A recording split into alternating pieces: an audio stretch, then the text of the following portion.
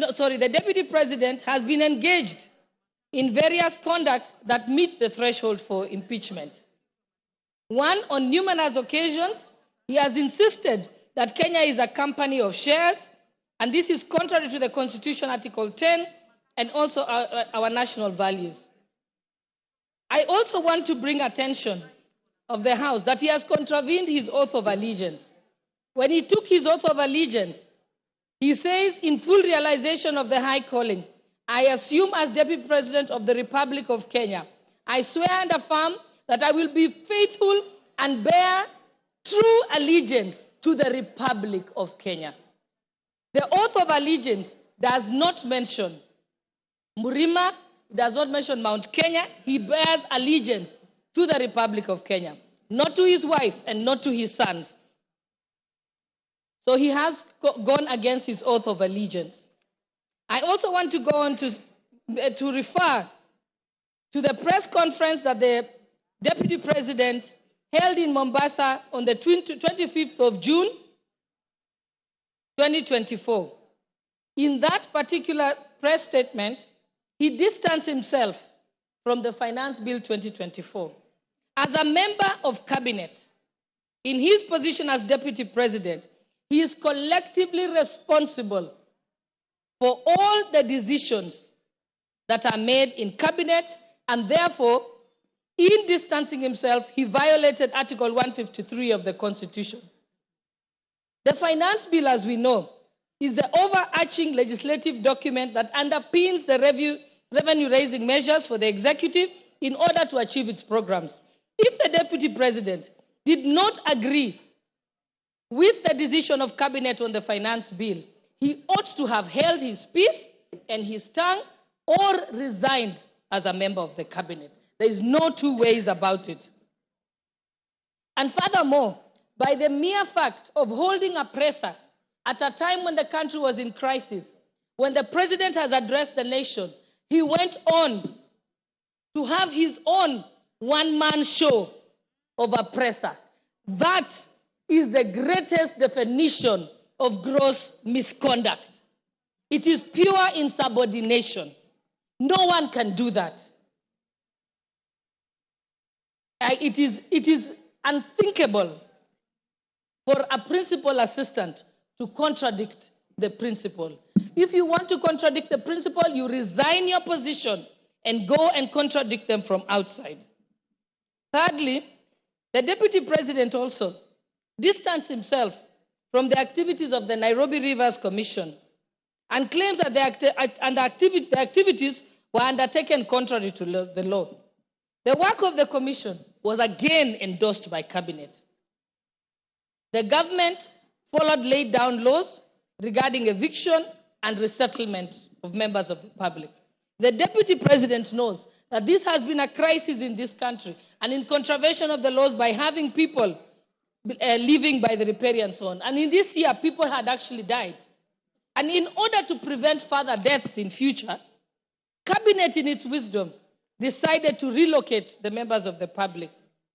And again, he again failed to take collective responsibility with Cabinet, did not resign, but went on to countermand the decisions that had been made in Cabinet.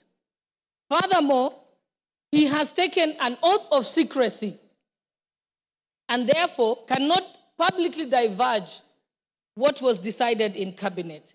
Again, there he has contravened the law.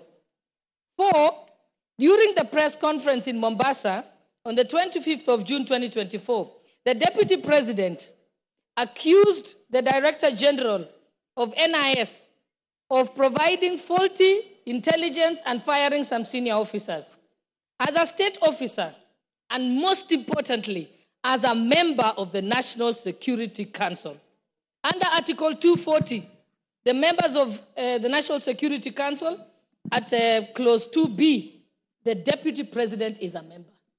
He then cannot discuss intelligence briefs that come to his knowledge during the proceedings of the National Security Council. Again, with that, he has gone against the Official Secrets Act and his oath of secrecy. And Even if he had any reservations, he has opportunity as a member of the National Security Council to raise it at the Security Council proceedings and even to raise it to the president in person, but not to come as if he's an ordinary citizen who is in the opposition and then speak about it in public. That is wrong. In fact, it is juvenile. It reveals him as a person who is unhinged and cannot control their tongue.